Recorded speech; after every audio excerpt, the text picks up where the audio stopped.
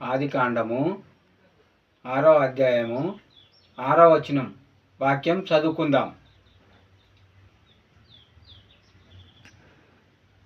తను భూమి మీద నరులను చేసిన యెహోవా సంతాపము నొంది తన హృదయములో నొచ్చుకొనెను. ఇక్కడ దేవుడు ఏమంటున్నాడంటే, నరులను భూమి మీద చేసినందుకు నా హృదయంలో నొచ్చుకొని ప్రతి దినము దుఃఖపడుతున్నట్టు రాయబడింది.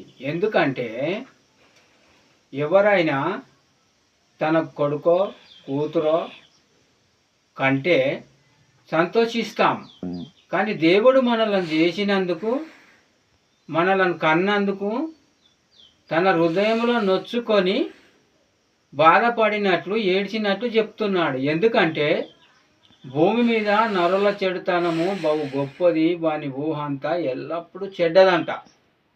అంటే దేవునికి వ్యతిరేకంగా బ్రతుకుతున్నాడంట మనిషి. కాబట్టి నరుని నేను ఎందుకు సృష్టించినో అని దేవుడు తన హృదయంలో నొచ్చుకొని ఏడుస్తున్నాడంట. యేసుప్రభు గుట్ట ఇస్కరియోతు గురించి అదే మాట మాట్లాడిండు.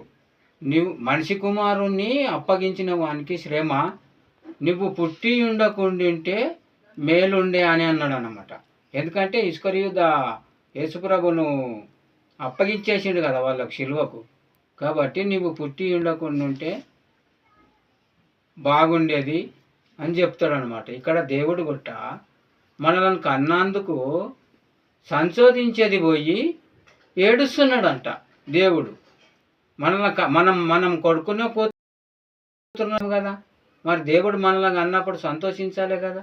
కానీ సంతోషించడానికి బదిలి ఏడుస్తున్నాడంట. మన ఊహంతయి మన కార్యక్రమాలు అన్నీ కూడా చెడ్డేనంట.